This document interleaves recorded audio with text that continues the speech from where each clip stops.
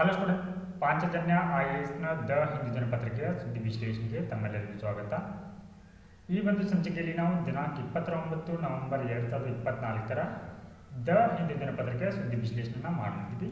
So ಈ ಒಂದು ಸಂಚಿಕೆಯಲ್ಲಿ ನಾವು ಎಡಿಟೋರಿಯಲ್ ಸೆಕ್ಷನ್ಗೆ ಕವರ್ ಆಗಿರುವಂಥ ಟಾಪಿಕ್ಗಳನ್ನ ಹಾಗೆ ಪ್ರಿಲಿಮ್ಸ್ಗೆ ಇಂಪಾರ್ಟೆಂಟ್ ಆಗಿರುವಂಥ ಟಾಪಿಕ್ಗಳನ್ನ ಡಿಸ್ಕಷನ್ ಮಾಡಲಿದ್ದೀವಿ. ಸೊ ಫಸ್ಟ್ ಒಂದು ಎಡಿಟೋರಿಯಲ್ನಲ್ಲಿ ನಾವು ಈ ಒಂದು ಸಂಚಿಕೆಯಲ್ಲಿ why Israel PM accepted ceasefire with Hezbollah ಅಂದರೆ ಈ ಹೆಜ್ಬುಲ್ಲಾದೊಂದಿಗೆ ಇಸ್ರೇಲ್ನವರು ಯಾಕೆ ಈ ಒಂದು ಕದನ ವಿರಾಮಕ್ಕೆ ಒಪ್ಕೊಂಡಿದ್ದಾರೆ ಅನ್ನುವಂಥದ್ದು. ಸೊ ಇದು GS ಪೇಪರ್ 2 ಅಡಿಯಲ್ಲಿ ಇಂಟರ್ನ್ಯಾಷನಲ್ ರಿಲೇಷನಲ್ಲಿ ಇಂಪಾರ್ಟೆಂಟ್ ಆಗುತ್ತೆ. And the second one is Lashkar member extradited from Rwanda in terror case. So ಇಲ್ಲಿ ಈ ಭಯೋತ್ಪಾದನೆಗೆ ಸಂಬಂಧಪಟ್ಟಂತೆ ಈ ರವಾಂಡಾದಿಂದ ಈ ಲಷ್ಕರ್ ಇ ತೊಯ್ಬಾ ಅನ್ನುವಂಥ ಒಂದು ಉಗ್ರ ಸಂಘಟನೆ ಬರುತ್ತೆ. ಆ ಉಗ್ರ ಸಂಘಟನೆ ಮೆಂಬರ್ ಅನ್ನ ಎಕ್ಸ್ಟ್ರಾಡಿಟೆಡ್ ಮಾಡಲಾಗಿದೆ, ಅಂದರೆ ಗಡೀಪಾರು ಮಾಡಲಾಗಿದೆ. ಸೊ ಇದು GS ಪೇಪರ್ 2 ಅಡಿಯಲ್ಲಿ ಹಾಗೆ ನಮಗೆ ಇಂಟರ್ನ್ಯಾಷನಲ್ ರಿಲೇಷನಲ್ಲಿ ಇಂಪಾರ್ಟೆಂಟ್ ಆಗುತ್ತೆ. And the third one is union government clears scheme for tourism site in 23 States.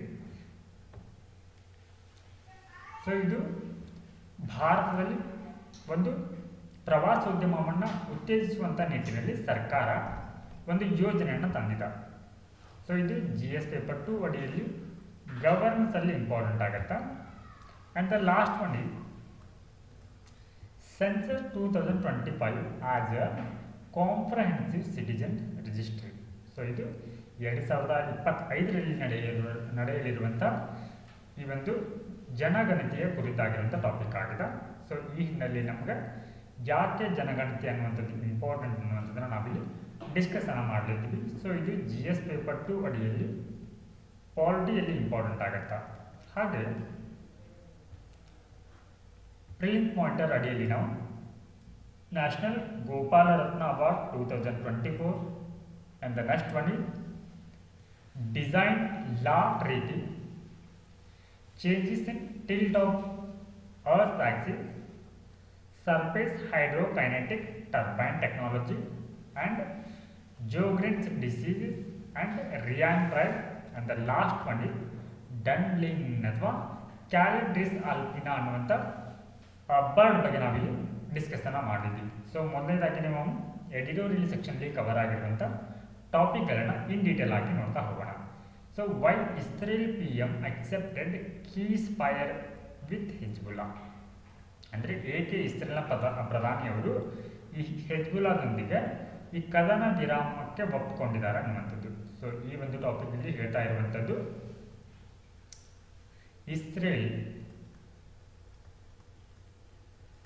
Israel Palestine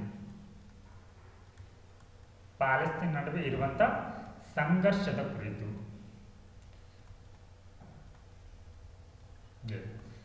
so ಇಲ್ಲಿ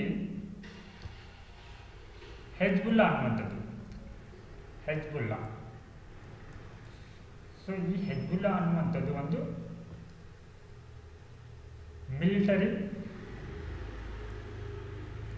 ಮಿಲಿಟರಿ ಆರ್ಗನೈಸೇಷನ್ ಆಗಿದೆ. ಸೊ ಈ ಒಂದು ಮಿಲಿಟರಿ ಆರ್ಗನೈಸೇಷನ್ ಅನ್ನೋದು ಎಲ್ಲಿ ಆಕ್ಟಿವ್ ಇದೆ ಅಂತಂದ್ರೆ ಸೊ ಇದು ಲೆಬನಾನ್ ಅಲ್ಲಿ ಇದೆ.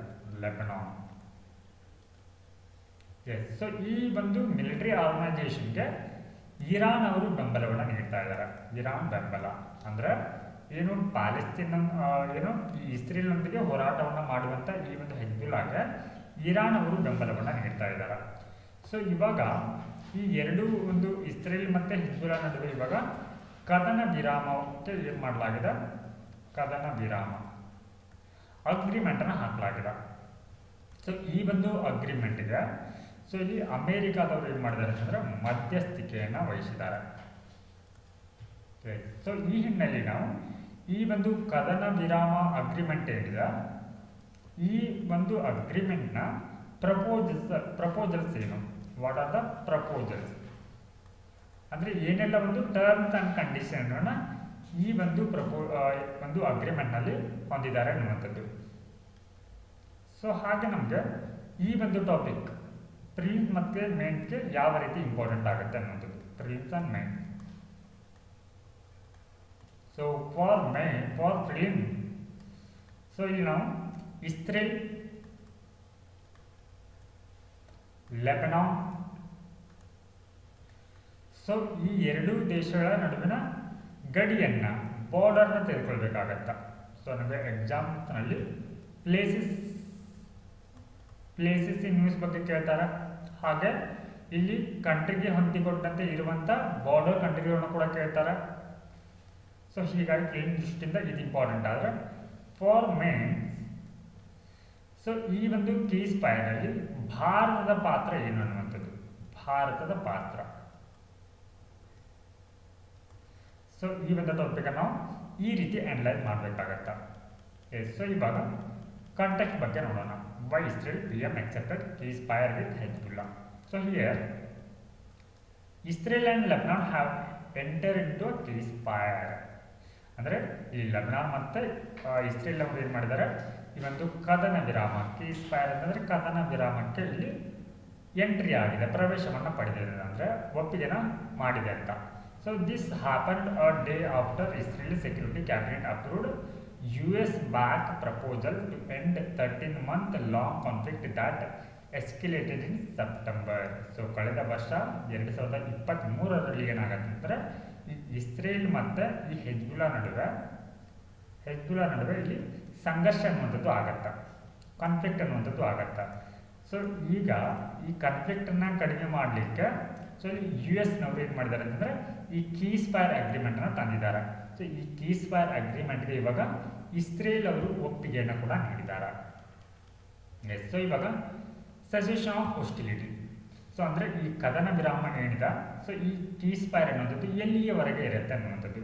60 days cessation of hostilities has been established as a framework for a lasting truce between the Israel and Hezbollah.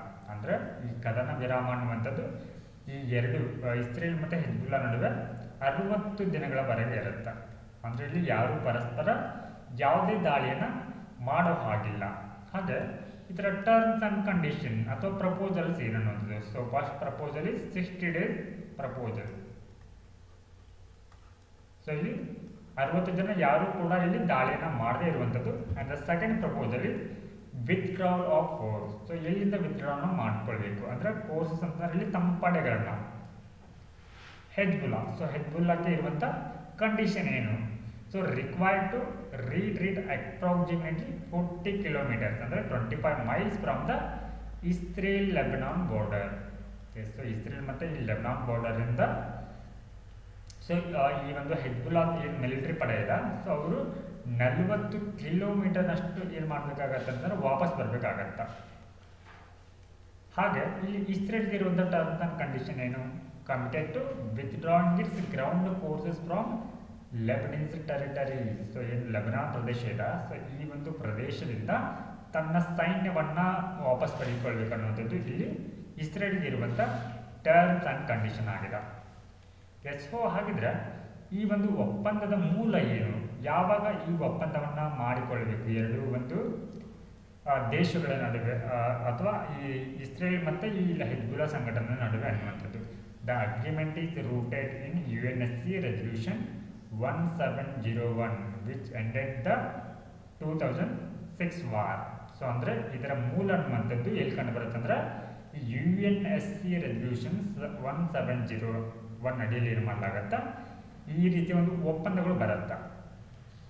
ಹಾಗೆ ಎನ್ಹ್ಯಾನ್ಸ್ಡ್ ಮಾನಿಟರಿಂಗ್ ಆ್ಯಂಡ್ ಸೂಪರ್ವಿಷನ್, ಅಂದರೆ ಇದನ್ನು ಯಾರು ಮಾನಿಟರ್ ಮಾಡ್ತಾರೆ, ಏನು ಈ ಅಗ್ರಿಮೆಂಟ್ ಇದೆ, ಸೊ ಈ ಅಗ್ರಿಮೆಂಟ್ ಅನ್ನುವಂಥದ್ದು ಸರಿಯಾಗಿ ಇಂಪ್ಲಿಮೆಂಟ್ ಅಥವಾ ಅನುಷ್ಠಾನ ಆಗ್ತಾ ಇದೆ ಇಲ್ಲ ಅಂತ ಹೇಳಿ ಅದನ್ನು ಪರಿವೀಕ್ಷಣೆಯನ್ನು ಅಥವಾ ವಿಜನ್ನ ಯಾರು ಮಾಡ್ತಾರೆ ಅನ್ನುವಂಥದ್ದು. So Lebanon will intensify its oversight of Hezbollah movement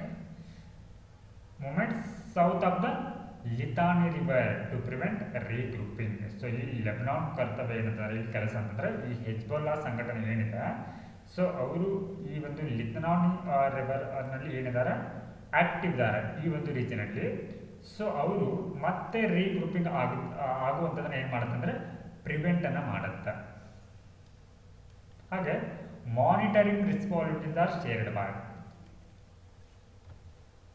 so ಈ ಒಂದು ಒಪ್ಪಂದದ ಭಾಗವಾಗಿ ಈ ಒಪ್ಪಂದದ ಅಂಶಗಳನ್ನು ಮಾನಿಟರ್ ಮಾಡುವಂಥ ಹೊಣೆಗಾರಿಕೆ ಯಾರೆಲ್ಲ ನಡುವೆ ಕಂಡುಬರುತ್ತೆ ಅನ್ನೋದು. So first one, United nation piece keeping troops ಅಂತ ಬರುತ್ತೆ. ಅಂದರೆ ಈ ವಿಶ್ವಸಂಸ್ಥೆಯ ಶಾಂತಿ ಪಾಲನಾ ಪಡೆಗಳು.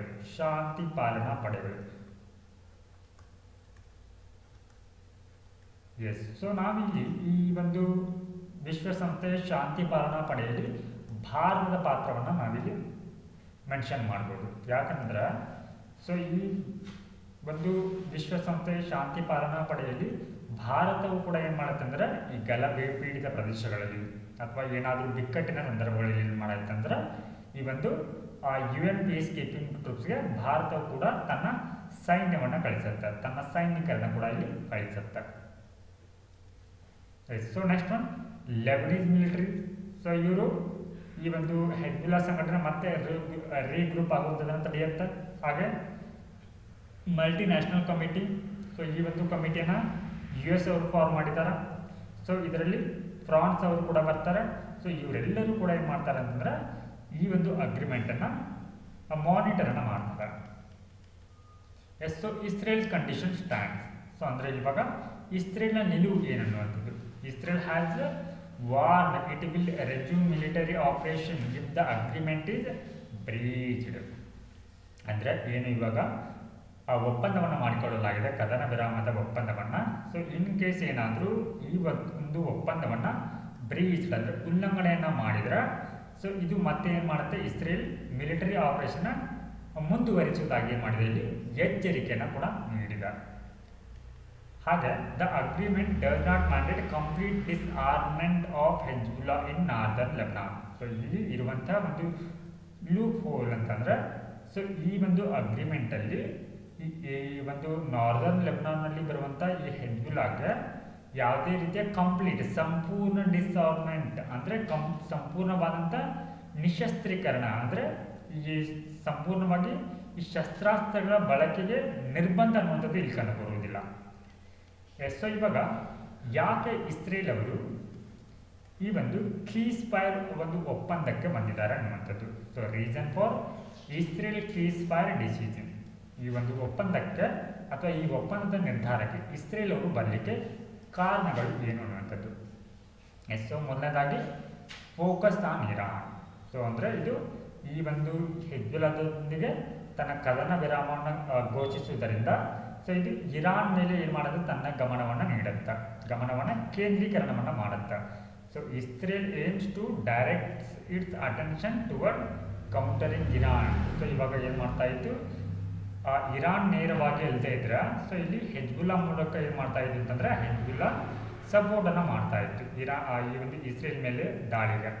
ಬಟ್ ಇವಾಗ ಹೆಜ್ಬುಲ್ಲಾದೊಂದಿಗೆ ಸೀಸ್ಫೈರ್ ಅಥವಾ ಕದನ ವಿರಾಮವನ್ನು ಹಾಕಿರೋದ್ರಿಂದ ಏನು ಈ ಹೆಜ್ಬುಲ್ಲಾ ಸಂಘಟನೆಗೆ ಇರಾನ್ ಅವರು ಬೆಂಬಲವನ್ನು ನೀಡ್ತಾ ಇದ್ದಾರೆ. ಸೊ ಹೀಗಾಗಿ ಏನು ಮಾಡುತ್ತೆ, ಇಸ್ರೇಲ್ ಇವಾಗ ನೇರವಾಗಿ ಇರಾನ್ ಮೇಲೆ ಟಾರ್ಗೆಟನ್ನು ಮಾಡಲಿಲ್ಲ. ಸೊ ಈ ಕಾರಣಕ್ಕಾಗಿ ಕದನ ವಿರಾಮವನ್ನು ಒಪ್ಕೊಂಡಿದೆ. ಹಾಗೆ ಸೆಕೆಂಡ್ ಒನ್, ಮಿಲಿಟರಿ ರಿಪ್ಲೆನಿಶ್ಮೆಂಟ್. ಅಂದರೆ ಏನು ಇಸ್ರೇಲ್ನಲ್ಲಿ ಈಗ ಇರುವಂಥ ಒಂದು ಸೈನ್ಯ ವ್ಯವಸ್ಥೆ ಏನಿದೆ ಅದನ್ನು ಪುನರ್ರಚಿಸುವಂಥ ಉದ್ದೇಶವನ್ನು ಇದು ಹೊಂದಿದೆ. ಹಾಗೆ separation of front by halting conflict with Hezbollah, Israel seeks to isolate the Hamas and Hezbollah traitors of the war. So ಇಲ್ಲಿ ಏನಂತಂದರೆ ಈ ರೀತಿ ಒಂದು ಒಪ್ಪಂದಕ್ಕೆ ಬರುವುದರಿಂದ ಸೊ ಇಲ್ಲಿ ಹಮಾಸ್, ಸೊ ಪ್ಯಾಲೆಸ್ತೈನಲ್ಲಿ ಬರುವಂಥ ಮತ್ತೊಂದು ಏನು ಈ ಟೆರರ್ ಗ್ರೂಪ್ ಇದೆ, ಸೊ ಇವರನ್ನು ಐಸೋಲೇಟ್ ಯಾರಿಂದ, ಹೆಜ್ಬುಲ್ಲಾ ಸಂಘಟನೆಯಿಂದ ಐಸೋಲೇಟ್ ಮಾಡುವಂಥ ಉದ್ದೇಶವನ್ನು ಕೂಡ ಇದು ಹೊಂದಿದೆ. ಹಾಗೆ ಹೆಜ್ಬುಲ್ಲಾಸ್ ಪ್ಯಾರಲಲ್ ಫ್ರಂಟ್. ಸೊ ಇಲ್ಲಿ Hezbollah opened secondary front in support of Hamas following Hamas terror attack. So ಇಲ್ಲಿ ಹೆಜ್ಬುಲ್ಲಾ ಏನು ಮಾಡಲಿದೆ, ಹಮಾಸ್ಗೆ ಬೆಂಬಲವನ್ನು ನೀಡಲಿದೆ. Now let us move on to the next topic. Lashkar member extradited from Rwanda in terror case. So ಇಲ್ಲಿ ಈ ಒಂದು ಭಯೋತ್ಪಾದನೆ ಪ್ರಕರಣಕ್ಕೆ ಸಂಬಂಧಪಟ್ಟಂತೆ ಈ ರವಾಂಡದಿಂದ ಈ ಲಷ್ಕರ್ ಇ ತೊಯ್ಬಾ ಅಂತ ಒಂದು ಟೆರರ್ ಗ್ರೂಪ್ ಬರುತ್ತೆ. ಆ ಟೆರರ್ ಗ್ರೂಪಿನ ಒಬ್ಬ ಸದಸ್ಯನನ್ನು ಎಕ್ಸ್ಟ್ರಾಡಿಟೆಡ್ ಅಂದರೆ ಗಡೀಪಾರು ಮಾಡಲಾಗಿದೆ.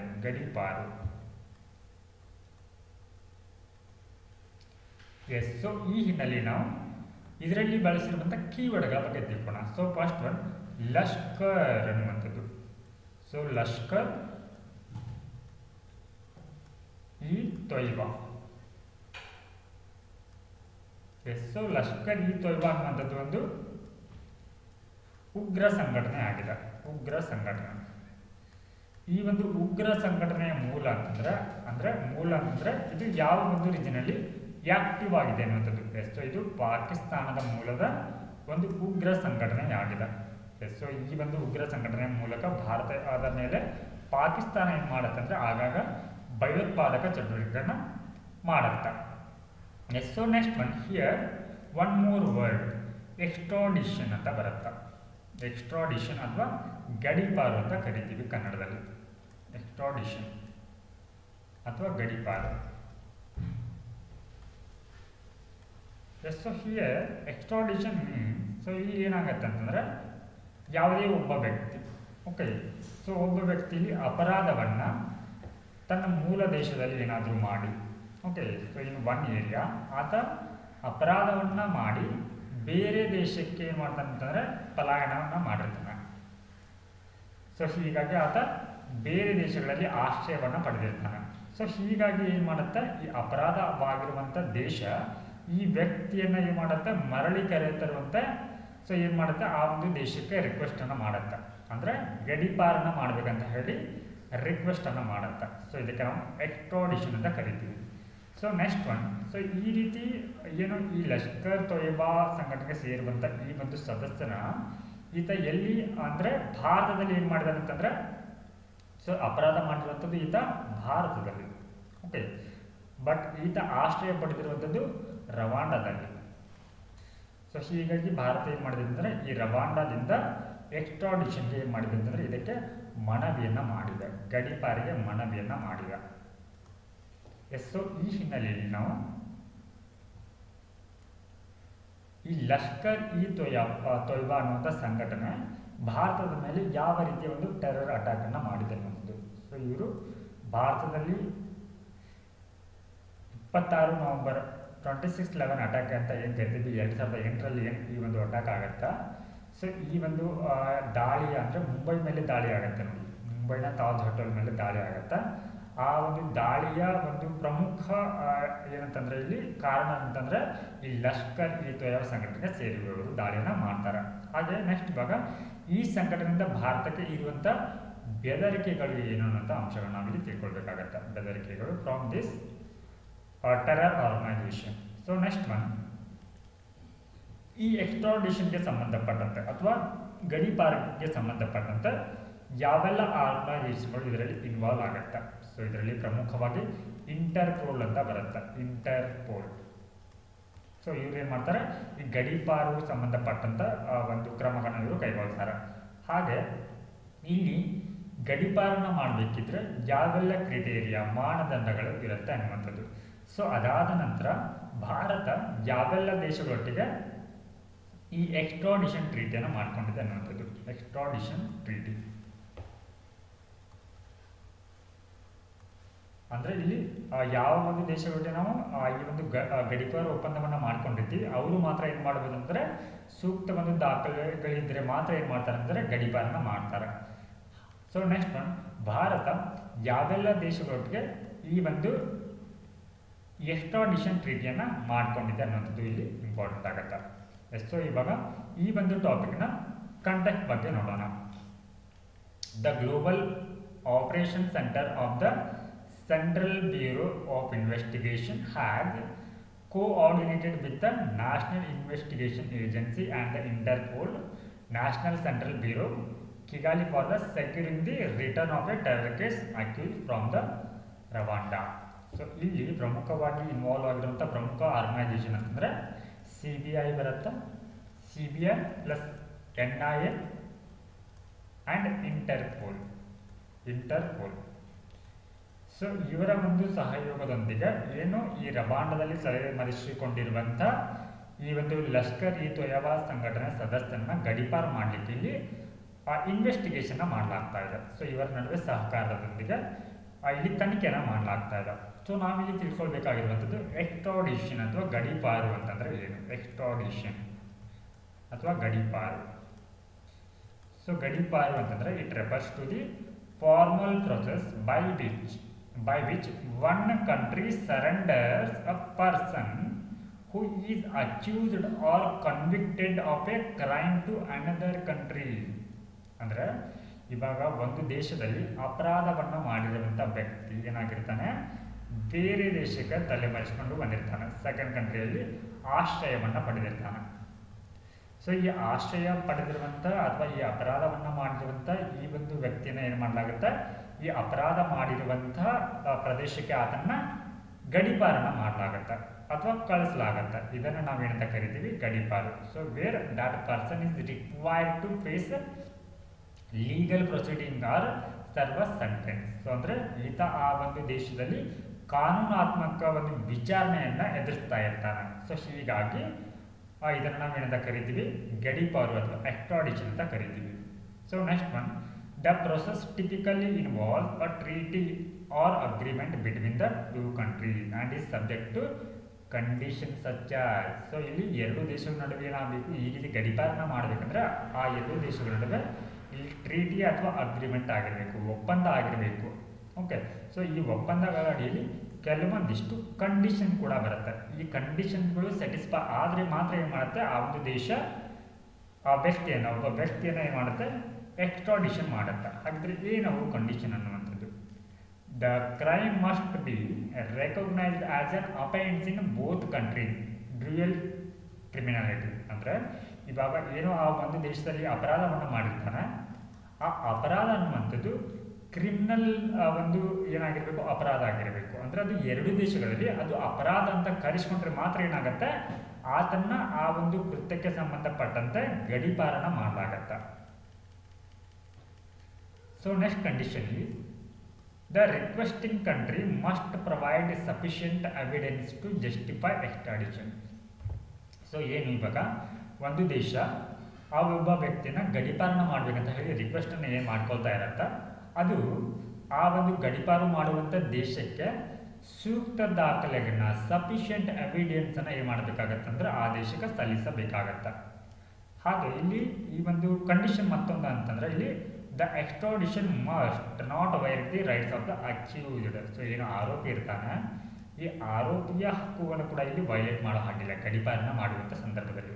ಆರೋಪಿ ಹಕ್ಕುಗಳಂತಂದರೆ ಇಲ್ಲಿ ಆತನಿಗೆ ಯಾವುದೇ ರೀತಿಯ ಹಿಂಸೆ ಆಗಿರ್ಬೋದು ಅಥವಾ ಕಿರುಕುಳ ಆಗಿರ್ಬೋದು, ಪರ್ಸಿಕ್ಯೂಷನ್ ಆಗಿರ್ಬೋದು, ಅಥವಾ ಇಲ್ಲಿ ನ್ಯಾಯೋಚಿತವಲ್ಲದ ವಿಚಾರಣೆ ಆಗಿರ್ಬೋದು, ಈ ರೀತಿಯ ಕ್ರಮಗಳನ್ನು ಮಾಡೋ ಹಾಗಿಲ್ಲ. ಹಾಗಾದರೆ ಇಲ್ಲಿ ಯಾವ ಉದ್ದೇಶಕ್ಕಾಗಿ ಗಡೀಪಾರು ಅನ್ನುವಂಥದ್ದು ಇಂಪಾರ್ಟೆಂಟ್ ಆಗುತ್ತೆ ಅಂತಂದರೆ, so to prevent escape from punishment. So ಆತನಿಗೆ ಶಿಕ್ಷೆ ಆಗಬೇಕಾಗಿರುತ್ತೆ, ಆ ಶಿಕ್ಷೆಯನ್ನು ತಪ್ಪಿಸಿಕೊಳ್ಳೋದನ್ನು ತಡೀಲಿಕ್ಕೆ ಏನು ಮಾಡಬೇಕು, ಆ ವ್ಯಕ್ತಿನ ಗಡೀಪಾರನ ಮಾಡಬೇಕಾಗತ್ತೆ. ಹಾಗೆ ಸೊ ಇದರ ಹಿನ್ನೆಲೆಯಲ್ಲಿ ಆತನಿಗೆ ತಕ್ಕ ಶಿಕ್ಷೆ ಕೂಡ ಆಗತ್ತೆ. ಹಾಗೆ to maintain peace in the territorial state. So ಈತ ಆಲ್ರೆಡಿ ಇವಾಗ ಏನು ಮಾಡಿ ಹೋಗಿರ್ತಾನೆ, ಅಪರಾಧವನ್ನು ಮಾಡಿ ಹೋಗಿರ್ತಾನೆ. ಸೊ ಹೀಗಾಗಿ ಆ ಅಪರಾಧ ಅನ್ನುವಂಥದ್ದು ಕಡಿಮೆ ಆಗಬೇಕಿದ್ರೆ ಅಥವಾ ಆ ಒಂದು ಪ್ರದೇಶದಲ್ಲಿ ಶಾಂತಿ ನೆಲೆಗೊಳ್ಬೇಕಂದ್ರೆ ಆ ವ್ಯಕ್ತಿಯನ್ನು ಆ ಗಡೀಪಾರನ ಮಾಡಬೇಕಾಗಿರುತ್ತೆ. ಹಾಗೆ ಟು ರೆಸಿಪ್ರೋಕ್ ಡಿಪ್ಲೊಮ್ಯಾಟಿಕ್ ಕೈಂಡ್ನೆಸ್. ಸೊ ಇವಾಗ ಒಂದು ದೇಶದ ಏನು ಮಾಡಬೇಕಾಗತ್ತಂತಂದರೆ ಸಾರ್ವಭೌಮತೆನ ಅಥವಾ ಡಿಪ್ಲೊಮ್ಯಾಟಿಕ್ ಕೈಂಡ್ನೆಸ್ನ ಇಲ್ಲಿ ಮೇಂಟೈನ್ನ ಮಾಡಬೇಕಾಗತ್ತೆ. ಸೊ ಅಂದರೆ ಇವಾಗ ಭಾರತದಲ್ಲಿ ಅಪರಾಧವನ್ನು ಮಾಡಿ ಈ ರವಾಂಡದಲ್ಲಿ ಆತ ಆಶ್ರಯವನ್ನು ಪಡೆದಿದ್ದಾನಂತಂದರೆ, ಸೊ ಇಲ್ಲಿ ರವಾಂಡ ಏನು ಮಾಡುತ್ತೆ, ಆ ದೇಶದ ಒಂದು ರಾಜತಾಂತ್ರಿಕದ ಹಿತದೃಷ್ಟಿಯಿಂದ ಏನು ಮಾಡುತ್ತೆ, ಆ ವ್ಯಕ್ತಿನ ಗಡೀಪಾರನ ಮಾಡುತ್ತೆ. ಸೊ ಹೀಗಾಗಿ to enhance international cooperation. So ಅಂದರೆ ಅಂತಾರಾಷ್ಟ್ರೀಯ ಒಂದು ಸಹಕಾರವನ್ನು ಉತ್ತೇಜಿಸುವಂಥ ನಿಟ್ಟಿನಲ್ಲಿ ಏನಾಗುತ್ತೆ, ಈ ಗಡೀಪಾರು ಅನ್ನುವಂಥದ್ದು ಅಗತ್ಯವಾಗುತ್ತೆ.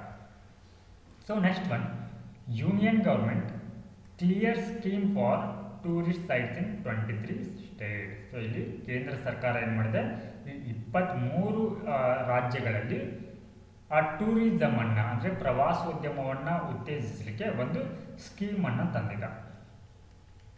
S, so here the union government has approved 3,295 crore in interest-free loans for tourism development across 23 states, aiming to enhance lesser known tourist destination. ಅಂದರೆ ಈ 23 ರಾಜ್ಯಗಳಲ್ಲಿ ಕಡಿಮೆ ಪ್ರವಾಸೋದ್ಯಮವನ್ನು ಹೊಂದಿರುವಂಥ ದೇಶಗಳನ್ನು ಅಂದರೆ ಸ್ಥಳಗಳನ್ನ ಏನು ಮಾಡಿದೆ ಅಂತಂದರೆ ಇವುಗಳ ಅಭಿವೃದ್ಧಿಗಾಗಿ ಈ ಬಡ್ಡಿ ರಹಿತ ಸಾಲವನ್ನು ಅಂದರೆ ಸುಮಾರು 3,795 ಕೋಟಿ ರೂಪಾಯಿಯಷ್ಟು ಬಡ್ಡಿ ರಹಿತ ಸಾಲವನ್ನು ಸೊ ಈ ಒಂದು 23 ರಾಜ್ಯಗಳಿಗೆ ನೀಡಲಿದೆ.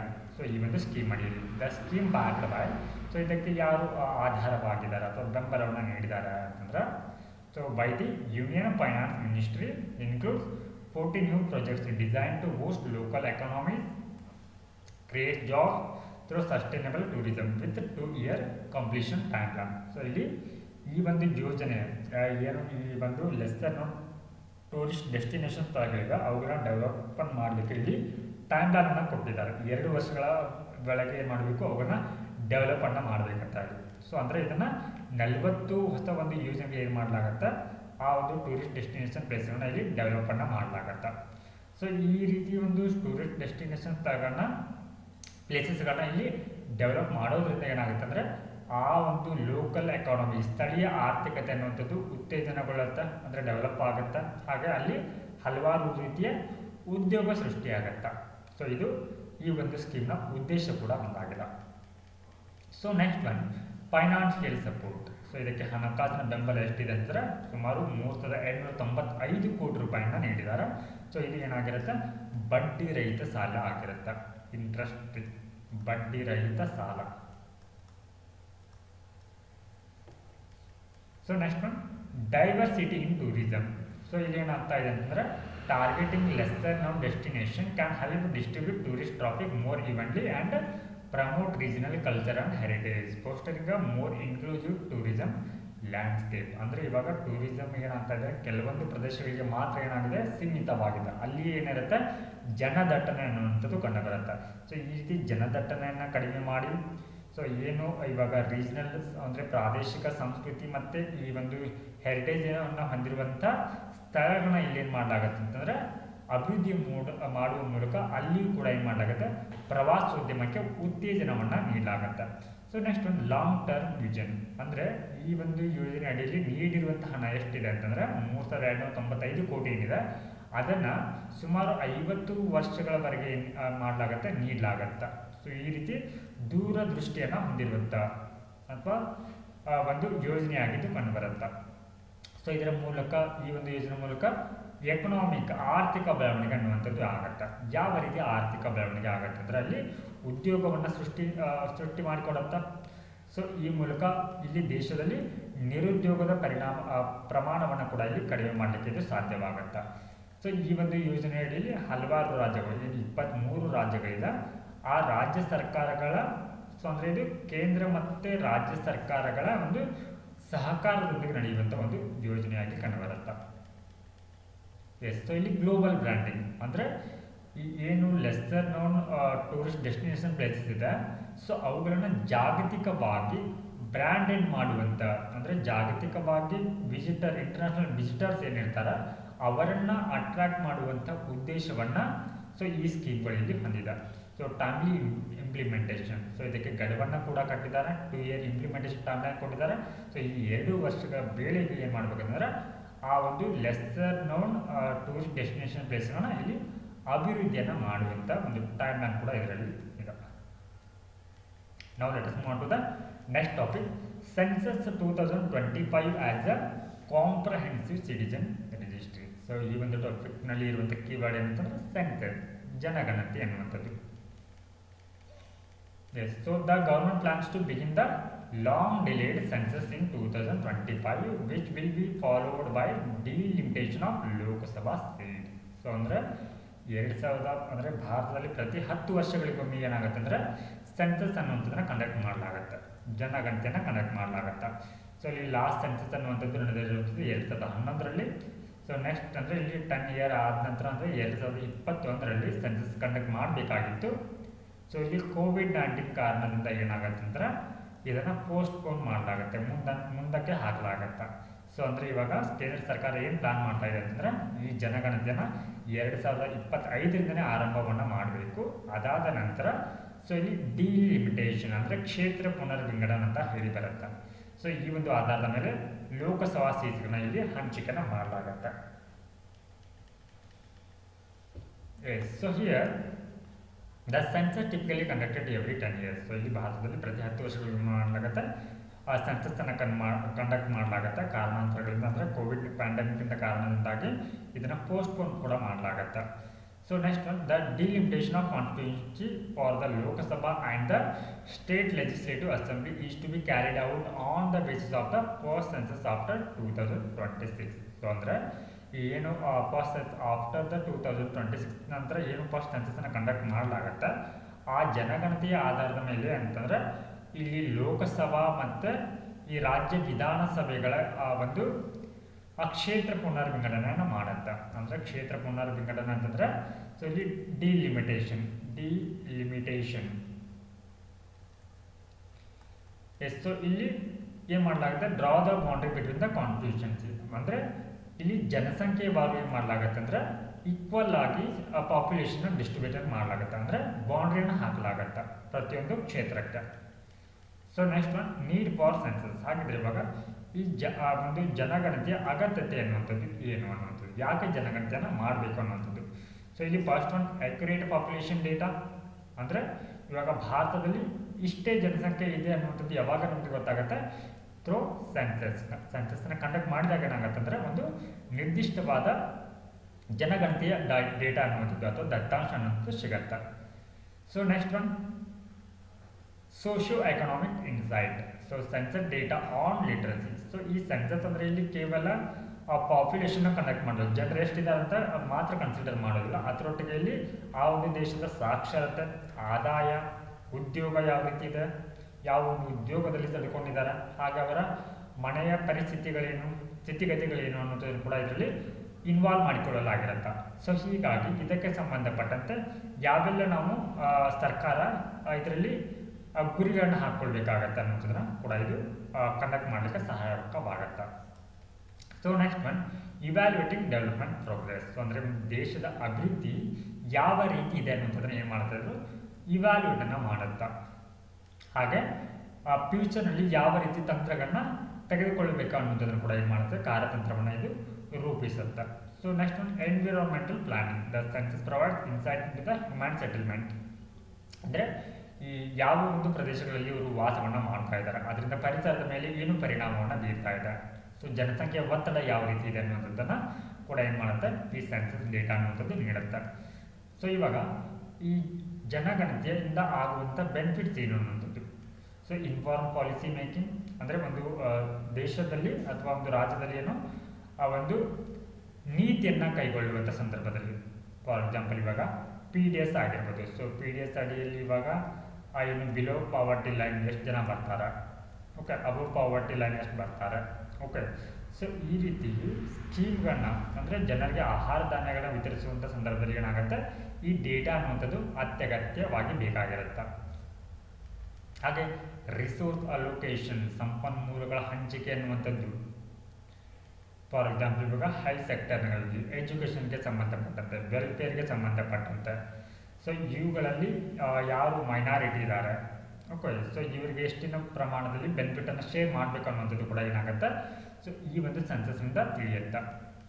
ಹಾಗೆ ಸೊ ನೆಕ್ಸ್ಟ್ ಒನ್, ಡಿಲಿಮಿಟೇಷನ್ ಅಂತ ಬರುತ್ತೆ. ಈ ಡಿಲಿಮಿಟೇಷನ್ ಅಂದರೆ ಕನ್ನಡದಲ್ಲಿ ಕ್ಷೇತ್ರ ಪುನರ್ವಿಂಗಡಣೆ ಅಂತ ಕರಿತೀವಿ. ಸೊ ಇಲ್ಲಿ ಕ್ಷೇತ್ರ ಪುನರ್ವಿಂಗಡಣೆ ಅಂತಂದ್ರೆ delimitation refers to the process of fixing the number of seats and boundaries of territorial constituency in each state for the Lok Sabha and Legislative Assembly.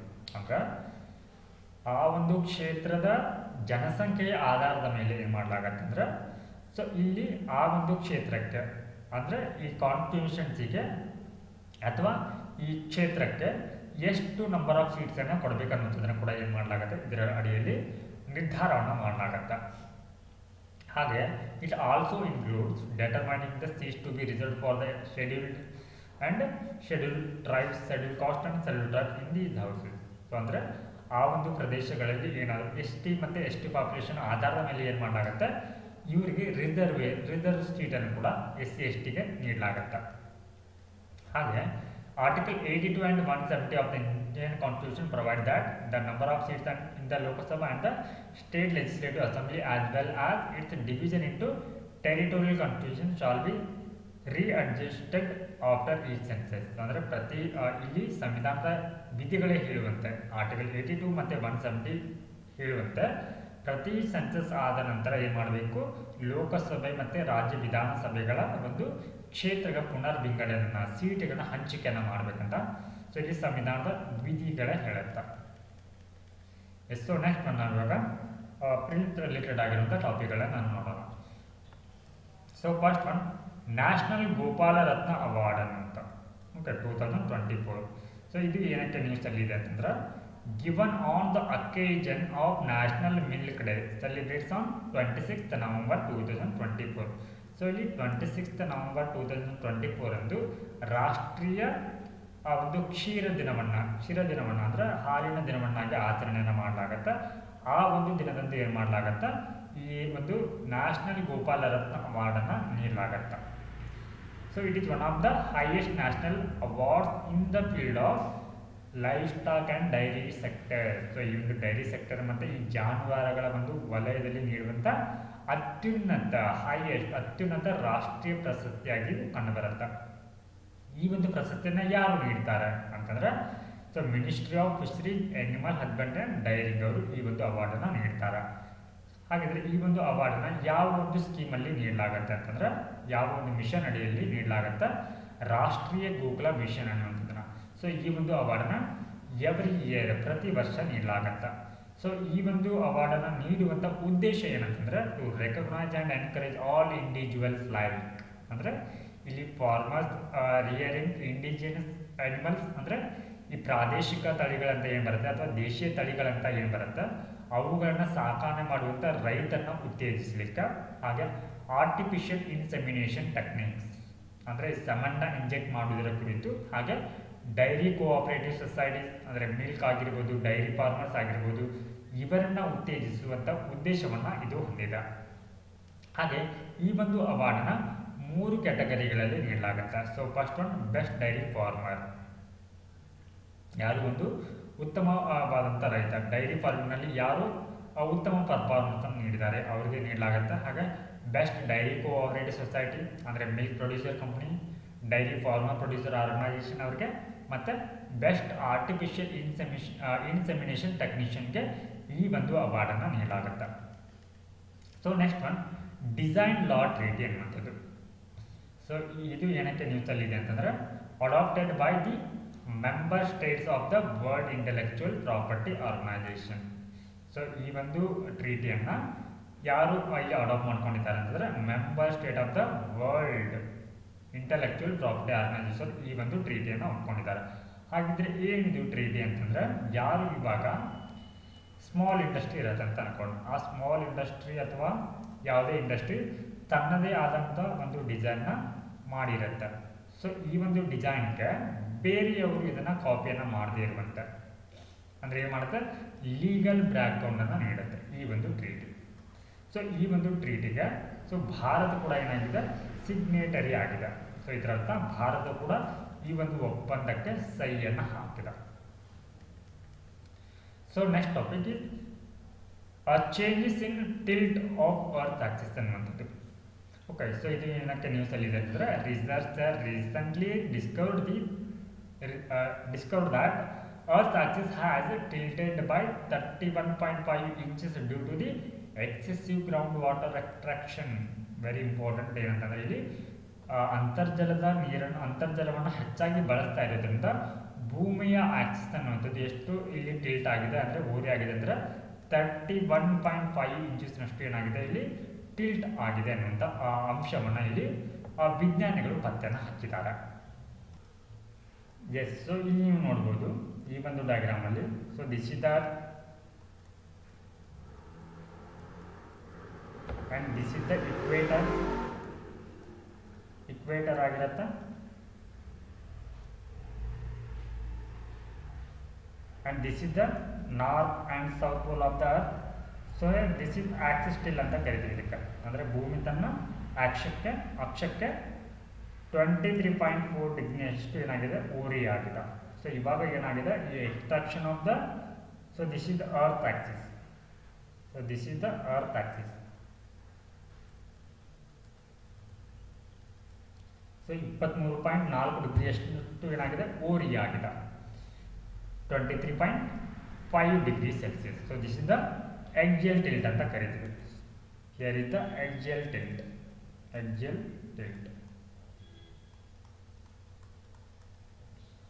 Yes. So due to this axial tilt, the sun shines on different latitudes at different angles throughout the year, which causes this season. So ಇಲ್ಲಿ ಏನು ಭೂಮಿ ತನ್ನ ಅಕ್ಷಕ್ಕೆ ಇವಾಗ 23.4 ಡಿಗ್ರಿಯಷ್ಟು ಓರೆ ಆಗಿರೋದ್ರಿಂದ ಏನಾಗುತ್ತೆ, ಇಲ್ಲಿ ಋತುಮಾನಗಳು ಕಾಲಗಳು ಏನಾಗುತ್ತೆ ಇಲ್ಲಿ ಬದಲಾವಣೆ ಅಥವಾ ಕಾಲಗಳು ಏನಾಗುತ್ತೆ ಇಲ್ಲಿ ರೂಪುಗೊಳ್ಳುತ್ತೆ. ಸೊ ಇವಾಗ ಇದರ ಸಿಗ್ನಿಫಿಕೆನ್ಸ್ ಏನು, ರೀಸೆಂಟ್ಲಿ ಇವಾಗ ಏನು ಪತ್ತೆಯನ್ನು ಹಚ್ಚಿದ್ದಾರೆ. The study reveals that excessive ground water extradition has caused significant shift in the earth rotation pole. So ಏನಾಗಿದೆ ಅಂದರೆ ಇವಾಗ 31 ಇಂಚ್ನಷ್ಟು ಏನಾಗಿದೆ ಅಂದರೆ ಈ ಆಕ್ಸಿಸ್ ಅನ್ನುವಂಥದ್ದು ಏನಾಗಿದೆ ಇವಾಗ ಚೇಂಜಸ್ ಆಗಿದೆ ಅನ್ನುವಂಥ ಅಂಶವನ್ನು ಇಲ್ಲಿ ವಿಜ್ಞಾನಿಗಳು ಪತ್ತೆಯನ್ನು ಹಚ್ಚಿದ್ದಾರೆ. So here current shift or tilt is not enough to affect the weather. So ಹಾಗಿದ್ರೆ ಈ ರೀತಿಯ ಒಂದು ಆಕ್ಸಿಯಲ್ ಏನು ಟಿಲ್ಟ್ ಅನ್ನುವಂಥದ್ರ ಪರಿಣಾಮ ಏನು ಅನ್ನುವಂಥದ್ದು. ಸೊ ಇದು ಯಾವುದೇ ರೀತಿಯ ಭೂಮಿಯ ವೆದರ್ ಪ್ಯಾಟರ್ನ್ ಆಗಿರ್ಬೋದು ಅಥವಾ ಸೀಸನ್ ಮೇಲೆ ಯಾವುದೇ ರೀತಿಯ ಒಂದು ಪರಿಣಾಮಗಳನ್ನ ಬೀರೋದಿಲ್ಲ ಅನ್ನುವಂಥದ್ದು. ನಾವು let us move to the next topic, surface hydrokinetic turbine technology ಅನ್ನುವಂಥದ್ದು. So unlike conventional hydro electrical system HHKT uses kinetic energy from flowing water.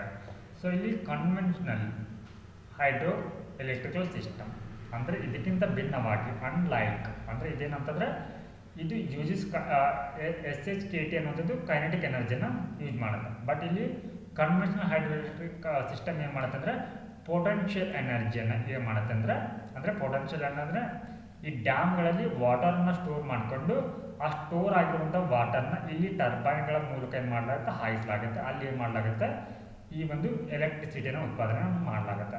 ಆದರೆ ಈ ಒಂದು ಸರ್ಫೇಸ್ ಹೈಡ್ರೋಕೈನೆಟಿಕ್ ಟರ್ಬೈನ್ ಟೆಕ್ನಾಲಜಿಯಲ್ಲಿ ಕೈನೆಟಿಕ್ ಎನರ್ಜಿನ ಯೂಸ್ ಮಾಡಿಕೊಳ್ಳಲಾಗುತ್ತೆ. ಸೊ ಇಲ್ಲಿ ಕನ್ವೆನ್ಷನಲ್ಲಿ ಪೊಟೆನ್ಷಿಯಲ್ ಎನರ್ಜಿ, ಹಾಗೆ ಈ ಸರ್ಫೇಸ್ ಹೈಡ್ರೋಕೈನೆಟಿಕ್ ಟರ್ಬೈನ್ ಟೆಕ್ನಾಲಜಿಯಲ್ಲಿ ಕೈನೆಟಿಕ್ ಎನರ್ಜಿಯನ್ನು ಅಂದರೆ ಇಲ್ಲಿ ಚಲನ ಶಕ್ತಿಯನ್ನು ಯೂಸ್ ಮಾಡಿಕೊಳ್ಳಲಾಗುತ್ತೆ. ಸೊ ಇಲ್ಲಿ ಕನ್ವೆನ್ಷನಲ್ಲಿ ಪ್ರಚ್ಛನ್ನ ಶಕ್ತಿಯನ್ನು ಯೂಸ್ ಮಾಡಿಕೊಳ್ಳಲಾಗುತ್ತೆ. So it operates with practically zero potential head, no need for dams or large civil structure. So ಇಲ್ಲಿ ಹೈಡ್ರೋ ಎಲೆಕ್ಟ್ರಿಕ್ ಪ್ರೊಜೆಕ್ಟ್ಸ್ ಅಂತ ಬಂದರೆ ಅಲ್ಲಿ ಡ್ಯಾಮ್ಗಳ ನಿರ್ಮಾಣವನ್ನು ಮಾಡಲಾಗುತ್ತೆ. ಸೊ ಇಲ್ಲಿ ವಾಟರ್ ಇರುತ್ತೆ, ಸ್ಟೋರ್ ಆಗಿರುತ್ತೆ.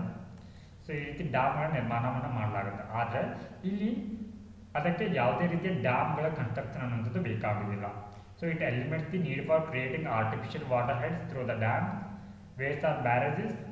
ಸೊ ಅಂದರೆ ಇದು ಯಾವುದೇ ರೀತಿಯ ಡ್ಯಾಮ್ಗಳನ್ನ ನಿರ್ಮಾಣ ಆಗಿರ್ಬೋದು, ಬ್ಯಾರೇಜ್ಗಳ ನಿರ್ಮಾಣವನ್ನು ಇದು ಬಳಸೋದಿಲ್ಲ. ಸೊ ಇದರ ಅಡ್ವಾಂಟೇಜಸ್ ಏನು ಅನ್ನುವಂಥದ್ದು.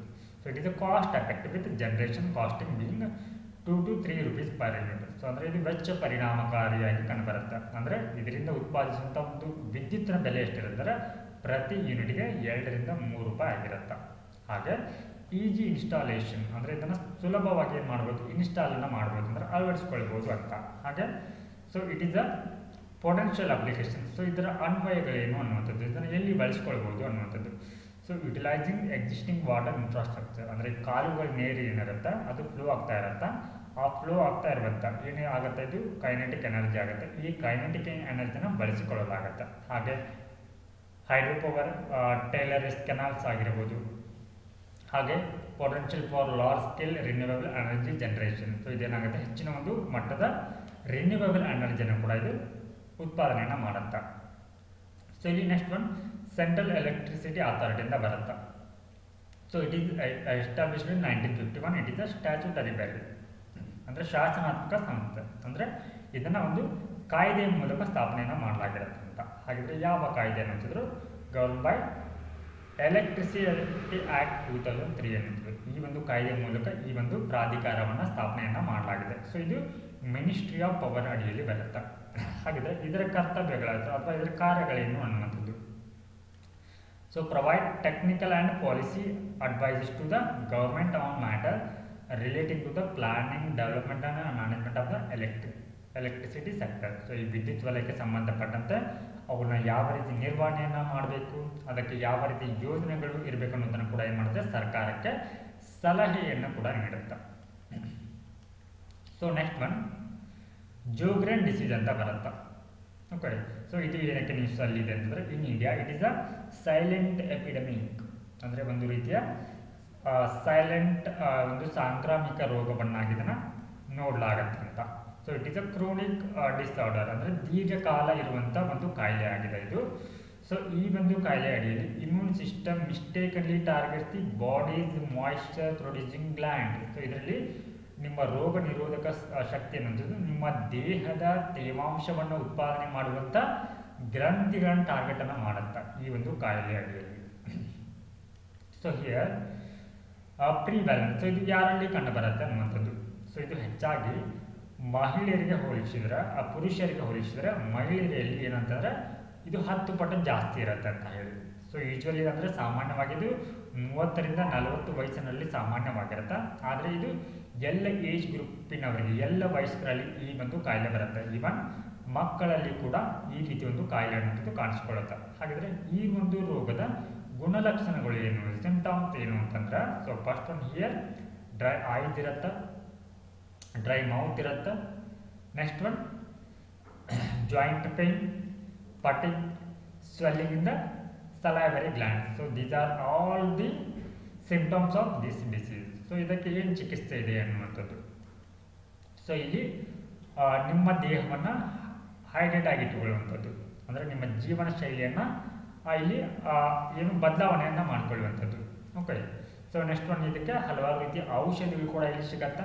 ಹಾಗೆ patient needs to avoid triggers like conditioning and excessive screen time. So ಇಲ್ಲಿ ಎಕ್ಸೆಸಿವ್ ಸ್ಕ್ರೀನ್ ಟೈಮ್ ಅಂತಂದರೆ ನಿಮ್ಮ ಮೊಬೈಲ್ ಬಳಕೆಯನ್ನು ಕಡಿಮೆ ಮಾಡುವುದು, ಮತ್ತು ಅತಿಯಾಗಿ ಇಲ್ಲಿ ಎಸಿಗನ್ನು ಬಳಕೆಯನ್ನು ಕಡಿಮೆ ಮಾಡುವುದರ ಮೂಲಕ ಏನು ಮಾಡ್ಬೋದು ಅಂತಂದರೆ ಈ ಒಂದು ರೋಗಕ್ಕೆ ನಾವಿಲ್ಲಿ ಆ ಚಿಕಿತ್ಸೆಯನ್ನು ಕೂಡ ಇಲ್ಲಿ ಪಡೆದುಕೊಳ್ಬೋದು.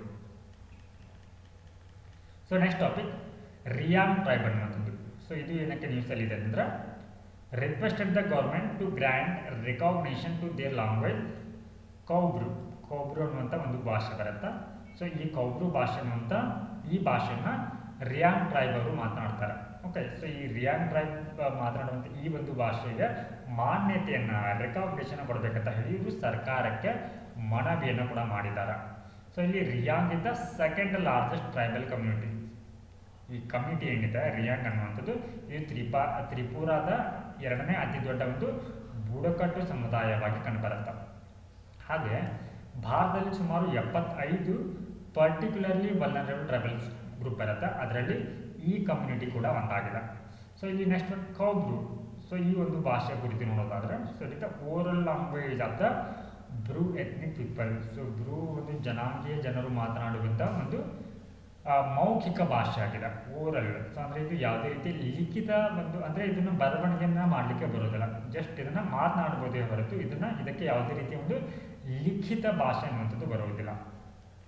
ಸೊ ನೆಕ್ಸ್ಟ್ ಒಂದು ಇವಾಗ ಈ ಬ್ರೂ ಎಥ್ನಿಕ್ ಪೀಪಲ್ ಅನ್ನುವಂಥದ್ದು ಯಾವ ಸ್ಥಳಗಳಲ್ಲಿ ಕಂಡುಬರ್ತಾರೆ, ಥೈಲ್ಯಾಂಡ್, ಲಾವೋಸ್ ಮತ್ತು ವಿಯೆಟ್ನಾಂನಲ್ಲಿ ಕಂಡುಬರ್ತಾರೆ. ಸೊ ಇಲ್ಲಿ by religion they are Hindu, ಅಂದರೆ ಇವರು ಧರ್ಮದ ಆಧಾರದಲ್ಲಿ ಇವರು ಹಿಂದೂಗಳಾಗಿದ್ದಾರೆ. ಹಾಗೆ ಇವರು ಆರಾಧನೆ ಮಾಡುವಂಥ, ಅಂದರೆ ಈ ಏನು ರಿಯಾಂಗ್ ಟ್ರೈಬ್ ಅವರು ಆರಾಧನೆ ಮಾಡುವಂಥ ದೇವರಾಗಿರ್ಬೋದು ಅಥವಾ ದೇವತೆಗಳು ಇವರು ಹಿಂದೂ ದೇವರಿಗೆ ಏನಾಗ್ತಾರೆ ಅಂದರೆ ಹೋಲಿಕೆ ಆಗ್ತಾರೆ. ಸೊ ನೆಕ್ಸ್ಟ್ ಒನ್ ಡನ್ಲಿನ್ ಅಥವಾ ಕ್ಯಾಲಿಡ್ರಿಸ್ ಅಲ್ಪೈನ್ ಅಂತ ಬರುತ್ತೆ. ಸೊ ಇಟ್ ಈಸ್ ಏನಾಗಿದೆ ಅಂತಂದ್ರೆ, ಇದು most common and sociable birds of the sandpiper group. So sandpiper ಗ್ರೂಪ್ನ ಒಂದು ಸೋಷಿಯಲ್ ಲೇಬಲ್, ಅಂದರೆ ಎಲ್ಲರಿಗೆ ಬೆರೆಯುವಂಥ, ಎಲ್ಲ ಪಕ್ಷಿಗಳಿಂದ ಬೆರೆಯುವಂಥ ಒಂದು ಪಕ್ಷಿಯಾಗಿದೆ. ಸೊ ಇದು ಒಂದು ಮೈಗ್ರೇಟರಿ, ವಲಸೆ ಹೋಗುವಂಥ ಒಂದು ಪಕ್ಷಿ ಆಗಿದೆ. ಸೊ ಇದು ಯಾವ ರೀಜನ್ಗಳಲ್ಲಿ ಕಂಡುಬರುತ್ತೆ? So it is breeder around the arctic and subarctic ರೀಜನ್ಗಳಲ್ಲಿ ಕಂಡುಬರುತ್ತೆ. ಸೊ ಇದಕ್ಕೆ ಇರುವಂಥ IUCN ಸ್ಟೇಟಸ್ ಅಡಿಯಲ್ಲಿ ಇದು ಯಾವ ಕೆಟಗರಿಯಲ್ಲಿ ಬರುತ್ತೆ ಅಂದರೆ ನಿಯರ್ ಥ್ರೆಟೆನ್ಡ್, ಅಂದರೆ ಅಪಾಯಕ್ಕೆ ಒಳಗಾಗ್ತಾ ಇರುವಂಥ ಅಥವಾ ಅಪಾಯದ ಸಮೀಪದಲ್ಲಿರುವಂಥ ಆ ಒಂದು ವರ್ಗದಲ್ಲಿ ಈ ಡನ್ಲಿನ್ ಅನ್ನುವಂಥ ಪಕ್ಷಿ ಕಂಡುಬರುತ್ತೆ. ಸೊ ಇದಿಷ್ಟು ಈ ದಿನದ ದ ಹಿಂದೂ ದಿನಪತ್ರಿಕೆಯ ಸುದ್ದಿ ವಿಶ್ಲೇಷಣೆಯಾಗಿತ್ತು. ನಮಸ್ಕಾರ.